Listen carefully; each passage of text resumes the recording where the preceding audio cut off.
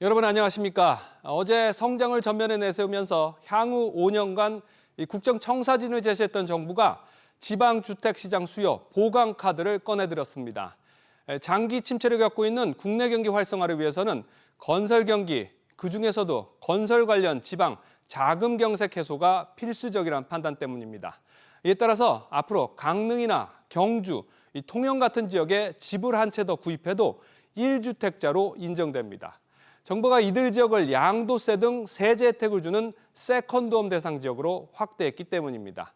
또 26년 만에 SOC 사업 예타 기준도 대폭 완화하기로 했습니다. 첫 소식 정윤영 기자입니다. 현재 서울에 집을 한 채 갖고 있는 사람이 인구 감소 지역에 집을 한 채 더 사도 1주택자로 간주돼 세금 감면 혜택을 받을 수 있습니다.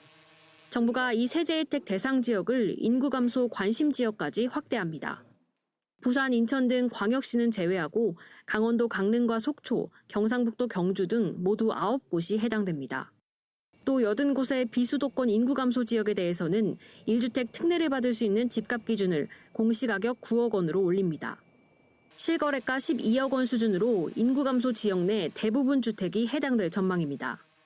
평소 집을 한 채 더 사서 임대 수입을 얻으려던 사람들에게는 새로운 선택지가 될 것으로 보입니다. 다만 주택가격 불안이 심화될 것을 우려해 대상 지역을 최소화한 것이 아쉽다는 지적이 나옵니다. 광역시를 포함을 한다고 해서 전국적으로 지금 투기가 일어날 만한 시장 상황은 아니거든요. 광역시 같은 것들을 제외하면은 중소 농촌도시 이런 것들만 포함이 되기 때문에 효과는 제한적일 수는 있고요. 또 공공 매입 물량도 확대해 한국토지주택공사는 지방 준공호 미분양 매입 물량을 올해 3,000호에서 내년에 5,000호 더 매입하기로 했습니다. SOC 사업 예비 타당성 조사 공사비 기준 금액도 현재 500억 원에서 1,000억 원으로 26년 만에 대폭 상향하면서 건설업계는 수주 확대와 경기 회복에 도움이 될 것이라 기대하고 있습니다. SBS 비즈 정윤영입니다. 정부가 이처럼 지역 건설 경기 활성화에 나선 것은 장기 침체를 겪고 있는 국내 경기 활성화를 위해서는 건설업 불황을 극복해야 한다는 경고음이 커지고 있기 때문입니다. 정부는 오늘 내놓은 최근 경기 동향 그린북에서 경기 하방 압력이라는 문구를 오랜만에 뺐지만 건설업 분야 우려는 여전히 남아있다는 진단을 내놨습니다. 지웅배 기자, 일단 경기 하방 압력 문구가 빠진 건 중요한 변화로 봐야겠군요. 그렇습니다. 정부는 오늘 발간한 최근 경제 동향 8월호에서 정책 효과 등으로 소비가 증가세로 전환되는 등 향후 경기 회복에 긍정적 신호가 나타나는 모습이라고 평가했습니다. 특히 하방 압력이 여전하다는 표현을 이달 들어 삭제하고 소비 심리 개선에서 소비 증가세로 전환했다는 긍정적 표현을 담았습니다. 하방이란 단어가 빠진 건 지난해 12월 이후 8개월 만입니다. 다만 최근 우리 경제는 건설 투자 회복 지연, 취약 부문 중심 고용애로 미국 관세 부과에 따른 수출 우려가 지속되고 있다는 점도 분명히 했는데요. 즉 하방 요인 자체가 사라졌다기보단 내수 관련 긍정적 신호로 상방 요인도 존재하는 만큼 하방 압력만 강조하진 않겠다는 설명입니다. 지표상으로는 소비를 나타내는 카드 국내 승인액이 7월 6.3% 늘며 석 달째 증가폭을 키웠는데요. 건설 분야에선 투자가 4개 분기 연속 마이너스로 부진한 모습이고요. 수출은 반도체 업황 호조로 직전에보다 5.9% 늘었지만 품목별 관세는 여전히 변수입니다. 이런 우려 때문에 정부는 유류세 인하 조치를 더 연장하기로 했죠. 네, 이달 말 종료 예정인 수송용 기름의 유류세 인하 조치를 2달 더 연장합니다. 국민 유류비 부담은 여전한데 수입 물가가 반년 만에 상승세로 전환하는 등 국내 유가의 불확실성이 높다는 이유에서입니다. 정부는 이번 조치로 휘발유는 리터당 82원, 경유는 87원 인하 효과가 유지될 것으로 기대했습니다. SBS 비즈 지웅배입니다. 그런데 정부가 이 경기 활성화를 위해서 각종 재정 정책을 펴는 사이에 나라 살림살이도 어려워지고 있다는 게 문제입니다. 이미 올해 상반기 국가 재정 적자가 94조 원대로 역대 4번째로 커졌습니다. 더구나 이번 집계는 아직 2차 추경 경정 예산은 반영되기 전이라서 재정 상황은 더욱 악화될 전망입니다. 게다가 이 대통령이 확장 재정 기조를 시사하면서 재정 건전성 우려가 더욱 커지고 있습니다. 취재 기자 연결합니다. 정보영 기자, 정부 재정 적자 규모가 더 커졌군요. 네, 6월 말 기준 총 수입은 320조 6천억 원으로 지난해 동기보다 24조 7천억 원 증가했습니다. 법인세와 소득세가 늘어난 영향인데요. 총 지출은 17조 3천억 원 증가한 389조 2천억 원으로 총 수입에서 총 지출을 뺀 통합 재정 수지는 68조 6천억 원 적자를 냈습니다. 여기에 국민연금 등 4대 보장성 기금을 차감해 실질적인 정부 재정 상태를 보여주는 관리재정 수지는 94조 3천억 원 적자였습니다. 2020년과 지난해 2022년에 이어 역대 네 번째로 많습니다. 이번 수치에는 지난달부터 집행이 시작된 2차 추가 경정 예산이 반영되지 않았습니다. 정부는 2차 추경이 반영되면 관리재정 수지 적자가 다소 늘겠지만 연말에는 예산에 계획된 111조 6천억 원 안팎으로 수렴할 것으로 보고 있습니다. 버는 돈보다 쓰는 돈이 많아지고 있는데 정부는 빚을 내서라도 재정을 더 풀겠다는 거죠? 네, 6월 말 기준 중앙정부 채무 잔액은 1,218조 4천억 원인데요. 2차 추경까지 반영되면 올해 국가 채무는 약 1,302조 원으로 처음으로 1,300조 원을 돌파할 것으로 예상됩니다. 이재명 대통령은 전날 나라 재정 절약 간담회에서 빌려서라도 씨를 뿌려야 하는 것 아니냐며 확대 재정을 위한 국채 발행을 시사했는데요. 이에 따라 곧 발표될 내년도 예산안은 성장과 민생 회복을 위한 재정 역할이 강조될 예정이라 나라 빚은 더욱 늘어날 수밖에 없을 전망입니다. SBS 빚의 정보인입니다. 이처럼 이재명 대통령이 확장 재정 기조를 추가로 시사한 가운데 부족한 재원 마련을 위해 정부는 본격적인 세수 확보에도 나서고 있습니다. 정부가 부동산 세금의 기준이 되는 공시가격 산정 개편에 나섰습니다. 과거 문재인 정부 때 추진됐던 공시가격 현실화 방안처럼 공시가격을 점차 올려서 세수를 확보하는 방향이 거론되고 있습니다. 현실화율이 오르면 재산세와 종합부동산세 등 보유세 부담도 자동으로 늘어나기 때문입니다. 최지수 기자입니다. 앞서 문재인 정부는 아파트 공시가격을 2030년까지 시세의 90%로 올리겠다는 로드맵을 내놨습니다. 윤석열 정부는 이런 계획을 원점 재검토하면서 올해까지 3년간 공시가격 현실화율을 69%로 유지했습니다. 이재명 정부 들어 또다시 계획을 손질하겠다는 건데 공시가격 현실화율을 높일 가능성이 큽니다. 현실화율이 시세의 90%까지 높아진다면 고가주택의 보유세는 50%가량 증가합니다. 예컨대 서초구 반포자이 84제곱미터의 시세는 47억 원 수준으로 공시가격 현실화율을 90%로 높이면 보유세는 기존 1,571만 원에서 2,286만 원으로 약 715만 원을 더 내야 합니다.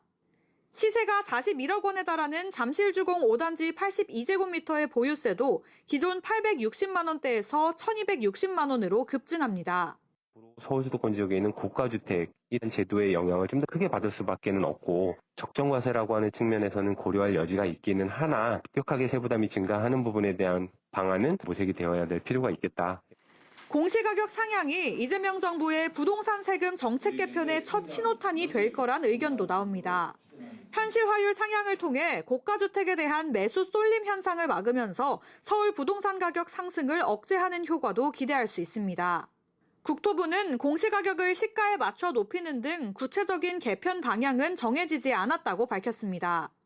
정부는 연구 용역 결과를 토대로 10월 이후에 열리는 중앙부동산 공시가격위원회에서 내년 공시가격 현실화율을 결정할 방침입니다. SBS 비즈 최지수입니다. 정부의 증세 기조와 관련해서 일명 금융횡재세도 도마 위에 올랐습니다.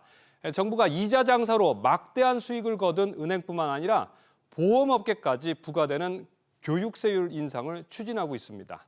그동안 은행과 보험업계의 성장을 고려할 때 과세 형평을 맞추기 위한 조치라고는 하지만 벌써부터 보험업계 우려가 큽니다. 계속해서 신성우 기자의 보도입니다. 지난 2022년 휘발유가 리터당 2,000원을 넘어서는 고유가 시기에 정유사들이 성과급 잔치를 벌이면서 횡재세를 걷어야 한다는 의견이 제기된 바 있습니다. 적극적으로 나섰던 것이 이재명 당시 더불어민주당 대표입니다. 에너지 관련 기업들이 과도한 불로소득 또는 과도한 영업이익을 취한 것에 대해서 전 세계에서 이미 시행하고 있는 것처럼 횡재세 개념의 부담금을 부과하는 것도 검토해야 된다고 생각합니다. 시간이 흘러 정부는 이번에 사실상의 금융횡재세 도입을 추진 중입니다. 수익 1조 원이 넘는 금융보험사를 대상으로 교육세율을 기존 0.5%에서 1%로 인상한다는 방침입니다. 실적이 곤두박질 치고 있는 보험업계는 속이 타들어갑니다.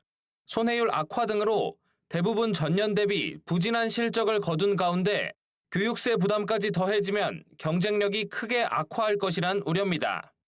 배당하고 남은 돈은 또 적립을 해서 가입자의 어떻게 보면은 직업 준비 개념 비슷하게 적립을 해놔야 될 돈이지 성장률이 엄청 둔화된 상태잖아요. 이번 개편으로 보험사들이 부담해야 하는 교육세는 약 3,500억 원 늘어날 것으로 추산됩니다.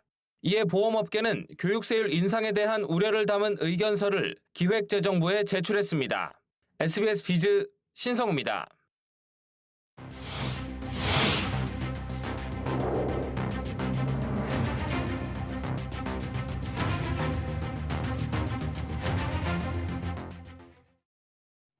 새 정부가 힘을 쏟고 있는 것 중 하나가 금융약자를 지원하는 포용금융입니다. 기존에는 장기 연체자에 대한 대규모 채무 탕감 방안이 추진됐습니다. 연체 이력을 지어주고 채무에 허덕이는 소상공인 지원에 나섰는데 그러자 빚을 잘 갚아온 차주들의 불만이 컸습니다. 이런 역차별 불만이 커지자 조만간 이들을 위한 지원책도 나올 것으로 보입니다. 이 내용은 이한승 기자가 취재했습니다. 배드뱅크를 통해 채무가 조정되는 장기 연체자는 113만 명, 연내에 연체 빚을 다 갚으면 연체 기록이 지워지는 사람은 324만 명으로 추산됩니다. 여기에 정책 대출을 성실히 갚은 소상공인 19만 명에게는 최대 7년의 분할 상환과 1%포인트의 금리 감면이 지원됩니다. 모두 450만 명이 넘는 사람들에게 금융 특혜가 주어지는 셈입니다. 빚을 꼬박꼬박 갚아온 사람들만 손해라는 지적이 나오자 금융당국이 지원책 마련에 나섰습니다. 소상공인을 위해 준비 중인 금융지원 3종 세트를 개인 차주들에게도 적용하는 방안을 유력하게 검토하고 있습니다. 금리 인하 요구권과 대출 갈아타기, 중도 상환 수수료 등 개인 차주들이 이미 이용은 하고 있지만 활용이 쉽지 않았던 제도를 개선하겠다는 겁니다. 이용 편의성을 높이고 수용률을 높이는 방향에 초점을 맞추고 대출을 잘 갚아온 차주에게는 대환 시 이자를 경감해주는 방식도 검토 중입니다. 결국은 잘 갚는 사람들이 혜택을 많이 보는 시스템을 구축하는 게 좋고 원금 탕감까지는 안 가고 이자 탕감 정도로 탕감의 혜택 같은 것들을 좀 줄여줄 필요는 있는 것 같다. 다만 빚을 졌으면 상환하는 게 당연한 만큼 무조건적인 지원이 아닌 취약계층의 체력을 키워줄 수 있는 구조적 설계가 강화돼야 한다는 지적입니다. SBS 비즈 이한승입니다. 이런 가운데 이 포용금융을 추진할 금융당국 수장 가운데 한 명인 이찬진 금감원장이 오늘 취임식 갖고 임기를 시작했습니다. 이 원장은 이재명 대통령의 최측근으로도 알려져 있는데요. 금융을 모르는 실세 원장이 왔다는 시장의 우려에 이 원장은 시장 흔들 조치는 당장 없다면서 일단 적극적인 진화에 나선 모습입니다. 유선우 기자. 네, 류선우입니다. 새 금감원장이 뭐부터 할 것인가가 이게 초미의 관심사인데 오늘 어떤 얘기를 했습니까? 네, 이찬진 신임 금감원장은 취임 일성으로 모험 자본 공급 확대와 주가 조작 무관용 원칙을 강조했습니다. 이 원장은 주가 조작 등 시장의 질서와 공정을 훼손하는 행위에 대해 무관용의 원칙으로 엄정히 대응하겠다고 밝혔습니다. 그러면서 최근 국회에서 통과된 상법 개정안에 성공적인 안착도 지원하겠다고 했습니다. 특히 국내 자금이 부동산에 과도하게 몰리는 흐름을 우려했는데요. 이 원장은 부동산 가격 상승이 가계대출 확대를 부추기는 악순환의 고리를 끊겠다고 강조했습니다. 이를 통해 부동산에 묶인 자금을 모험자본으로 유도하겠다는 구상을 밝혔습니다. 이 원장은 금융 경력 부족과 정치적 편향 우려에 대해선 과격한 사람이 아니고 시장 흔들 일은 당장 없다고 강조하기도 했습니다. 이 원장이 과격한 사람은 아니라고 했지만 그럼에도 불구하고 업계 안팎 우려는 여전한 것 같아요. 그렇습니다. 공통적으로 들리는 우려는 과연 새 원장이 금융에 대해 얼마나 아느냐에 대한 의문입니다. 대통령과 사법연수원 동기로 법조인 출신인 이 원장은 국민연금 기금운용위원 외엔 금융 쪽에서 뚜렷한 경력이 없다 보니 그간 하마평에도 오르지 않았던 인물인데요. 특히 이전 경력을 보면 시민단체 활동 등 사회적 약자 보호를 강조해 왔는데 취약계층 부채 탕감과 교육세율 인상 등 상생금융을 요구하는 정부의 기조와 발을 맞출 것으로 보입니다. 동시에 경기 침체 속 건전성 악화가 우려되는 금융사들을 관리 감독하는 것도 이 원장에겐 주어진 과제인데요. 금융권 관계자는 규제를 완화해 산업의 확장을 도모하기보단 감독과 규제에 방점을 두지 않겠느냐는 우려가 있다고 말했습니다. SBS 비즈 류선우입니다. 금융사들뿐만 아니라 건설사들도 요즘 초긴장 상태입니다.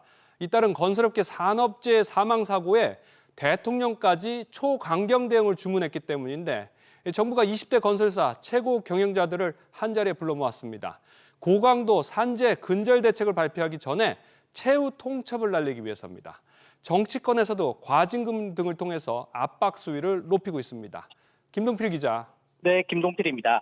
오늘 고용부 장관과 건설사 CEO 간담회가 있었죠. 어떤 얘기들이 나왔습니까? 네, 김영훈 고용노동부 장관은 오늘 오후 서울에서 20대 건설사 CEO들과 만났는데요. 90여 분간 비공개 회의가 조금 전 끝났습니다. 올해 시공능력 1위 삼성물산부터 22 KCC 건설까지 시공순위 20대 건설사 CEO들이 굳은 표정으로 참석했는데요. 김 장관은 CEO가 직접 안전을 챙겨야 한다고 거듭 강조했습니다. 들어보시겠습니다.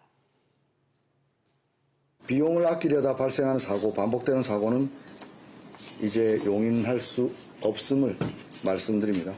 안전하지 않으면 작업하지 않겠다라는 경영 철학이 우리나라 모든 기업에 확산 실천될 수 있도록 하는데 여기 계신 분들과 함께하며 혼신의 노력을 다하겠습니다. 이 정치권에서는 건설 현장에서 인명사고가 나면 회사 매출의 3%를 과징금으로 물게 하는 법안도 추진되고 있죠. 네, 그렇습니다. 여당에서 발의한 건설안전특별법인데요. 오는 21일 예정된 국회 국토교통위원회 전체회의에 상정돼 소위원회로 회부될 예정입니다. 대통령도 강조한 데다 정부 차원에서 협회 등의 의견 개진을 요구한 만큼 법안 논의에 속도가 붙을 것으로 예상됩니다. 다음 달 정부는 또 노동안전 종합대책도 발표할 계획인데요. 건설사 영업정지 요건을 개선하고 사망사고 재발 시 건설면허 취소까지 할 수 있는 규제와 더불어서 공공입찰 제한 등의 내용을 담고 있습니다. 건설업계에선 취지엔 공감한다면서도 수위가 너무 강하다는 우려도 나옵니다. SBS 비즈 김동필입니다. 가상자산 시장이 연일 상승세를 타면서 뜨겁게 달아올랐습니다. 대장주 비트코인이 사상 최고치를 경신했습니다. 시총 2위인 알트코인 대장주 이더리움도 국내에서 최고치를 다시 썼습니다. 왜 이렇게 오르고 있는 건지 또 이 가상자산 붐이 계속될지는 이정민 기자가 알아봤습니다. 비트코인이 또 최고가를 썼습니다. 미국 가상자산거래소 코인베이스에서 우리 시간으로 오전 한때 개당 12만 4,200달러를 웃도는 가격에 거래됐습니다. 한 달 전인 지난달 14일 기록한 최고가 12만 3,200달러 선을 훌쩍 넘겼습니다. 이더리움은 오후 들어 4,780달러 선에 거래됐는데 지난 2021년 11월 기록한 최고가 4,891달러와 격차가 2% 정도에 불과했습니다. 국내 가상자산거래소에서 거래된 이더리움은 오후 1시경 개당 649만 원에 매매되면서 최고가를 경신했습니다. 최근 발표된 CPI가 예상치를 하회하고 또 파월 연준 의장 교체금 가능성이 시사되면서 금리 인하 기대감이 좀 높아졌습니다. 기업들의 대규모 매수세가 유입되면서 이더리움 보유량 1위인 나스닥 상장사 비트마인은 한화 기준 약 7조 3,600억 원 규모의 이더리움을 가지고 있습니다. 이처럼 가상자산을 전략적으로 쌓아두려는 기업들의 대규모 매입세가 상승장을 견인하고 있다는 분석이 우세합니다. 또 비트코인과 이더리움 현물 ETF 순유입도 계속 이어지고 있습니다. 현지 시간 13일 미국 비트코인 현물 ETF에 8,692만 달러, 약 1,203억 원이 순유입됐고 현지 시간 11일 하루에만 이더리움 현물 ETF에 10억 달러 넘게 유입되기도 했습니다. 지금 매수세가 다 기관이거든요. 비트코인이 인플레이션을 해치할 수 있는 자산에 동의를 하는 것 같거든요. 결과적으로 전 10월까지는 계속해서 상승장이 있을 것 같다. 미국 월가에선 비트코인이 하반기 20에서 30만 달러, 이더리움은 5천 달러 선까지 오를 것으로 내다보고 있습니다. SBS 비즈 이정민입니다. 불이 붙은 건 가상자산뿐만이 아닙니다. 금값도 천정부지로 뛰고 있는데 금값에 이어서 은값 역시 치솟고 있습니다. 공급도 얼마 없는데 산업재 수요가 증가했기 때문입니다. 시중 유동성 공급이 이어지면서 은값은 더 오를 것이라는 전망도 나옵니다. 이어서 엄하은 기자입니다. 국제 은선물 가격은 온스당 38달러 선을 넘어서며 연초보다 30% 가까이 상승했습니다.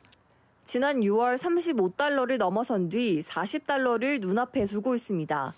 태양광과 전기 자동차의 산업 소재로 은 수요가 늘었지만 공급은 부족하자 은값은 뛰었습니다. 지난해 은 수요는 생산량을 2억 1,500만 온스 초과했는데 사상 최대 수준입니다. 미국이 은 주요 생산국인 멕시코와 관세 전쟁을 벌이자 은 가격은 더욱 올랐습니다. 시중의 유동성이 많이 풀리니까 실물의 가격이 오른다. 부동산을 비롯해서 금이라든지 연이라든지 금리를 앞으로 더 내릴 거고 돈은 더 풀릴 거고 그러면서 이제 임금이 오르니까 이제 채굴비도 은을 생산하는 비용도 비싸진다는 거죠. 다만 수요와 공급이 맞춰지면서 은 가격이 떨어질 수 있다는 분석도 나옵니다. 유럽 최대 금융그룹 HSBC는 글로벌 은 광산 생산량이 완만한 속도로 증가해 시장 부족량을 줄이면서 내년 은 부족량은 1억 2,600만 온스로 줄어들 것이라고 내다봤습니다. SBS 비즈 엄하은입니다. 이번 주 서울 아파트값은 상승세를 이어갔지만 그 폭은 다소 둔화되면서 눈치 보기에 들어갔습니다. 이와 함께 6.27 대출 규제 직후인 지난달 수도권 아파트의 하락거래 비중은 늘어난 것으로 집계됐습니다. 취재기자 연결합니다. 박연신 기자. 자, 이번 주 서울 아파트값 얼마나 올랐습니까? 이번 주 서울 아파트값은 0.1% 오르면서 지난주보다 0.04%포인트 상승폭을 축소했는데요. 지역구별로 살펴보면 송파구가 0.31% 오르면서 가장 높은 상승률을 보였고 이어 성동구가 0.24% 오르며 그 뒤를 이었습니다. 이외에 서초는 상승폭을 유지했고 강남, 용산, 양천, 광진구는 상승폭을 축소했는데요. 부동산원은 재건축 추진단지와 학군지 등을 중심으로 매매 가격이 상승하는 가운데 매수 관망세가 이어지고 전반적인 매수 문의가 감소하며 지난주 대비 상승폭이 축소됐다고 설명했습니다. 전셋값도 상승세를 이어가는데요. 이번 주 서울 아파트 전셋값은 0.05% 오르며 상승폭을 유지했습니다. 일부 입주 물량 영향 지역에서 전세 가격이 하락했지만 정주 여건이 양호한 선호단지 중심으로 임차 수요가 지속되고 매물 부족 현상에 따른 것으로 분석됐습니다. 6.27 대출 규제가 여전히 영향을 미치고 있는 것 같은데 특히 지난달에는 수도권에서 가격을 낮춘 거래가 상대적으로 많았다면서요? 네, 그렇습니다. 수도권 아파트의 하락 거래 비중이 지난달 소폭 늘어난 건데요. 국토교통부 실거래가 자료 분석에 따르면 지난달 수도권 아파트 하락 거래 비중은 40%에 달한 것으로 집계됐습니다. 한 달 전보다 4%포인트 넘게 오른 건데요. 반면 상승 거래 비중은 3%포인트 줄었습니다. 대출 규제가 수도권 전반에 적용되면서 매수 심리가 위축됐고 매수 관망세가 유지된 데 따른 것으로 풀이됩니다. 다만 시장 내 공급 부족에 대한 우려가 여전히 존재하면서 상승 거래가 체결되고 있는 것으로 보입니다. SBS 비즈 박연신입니다. 비만약 시장도 한층 달아오르고 있습니다. 현재 대표주자 위고비에 대한 관심이 과열 양상을 보일 정도로 큰 가운데 오늘 위고비보다 효과가 더 좋다는 경쟁 제품이 국내에 출시됐습니다. 이에 위고비도 가격을 낮추면서 맞대응에 나섰습니다. 이정민 기자의 보도입니다. 위고비가 출시된 지 1년이 다 돼가지만 없어서 못 팔 정도로 관심이 여전합니다. 미리 잡아주시면 저희가 없는 물량을 주문해드릴 수 있고 약국이 훨씬 더 병원보다는 저렴할 거예요. 다만 일반적인 체중 감량 목적의 처방으론 각종 보험 적용이 안 돼 한 달에 40만 원 수준인 가격이 부담이었습니다. 노보노디스크는 오늘부터 위고비 공급가를 최대 40% 내려 21만 원대까지 가격을 낮췄습니다. 릴리의 마운자로 국내 출시에 맞대응하기 위해서입니다. 마운자로의 가격은 용량에 따라 27만 원대에서 36만 원대로 위고비가 20% 정도 가격 경쟁력을 갖추게 된 셈입니다. 하지만 마운자로의 효과가 위고비보다 월등하다고 알려진 만큼 이 정도 가격 인하로 안심하긴 이릅니다. 고용량에서 위고비가 한 14, 15% 감량이 된다고 나온다면은 마운자로가 지금 22% 이렇게 돼 있으니까 조금 더 효과가 좋은 걸로 나오긴 하거든요. 위고비도 맞다 보면은 이제 처음처럼 효과가 없어요 하시는 분들이 좀 바꿔볼 수 있는 정도? 해외 제약사들의 비만약 경쟁이 치열한 가운데 국산 비만약들도 젠걸음을 내고 있습니다. 가장 앞서고 있는 건 한미약품으로 위고비와 마운자로와 같은 주사 형태의 임상 3상을 진행하며 내년 출시를 목표로 하고 있고, 대웅제약과 대원제약은 피부에 붙이는 패치형 개발 초기 단계입니다. SBS 비즈 이정민입니다.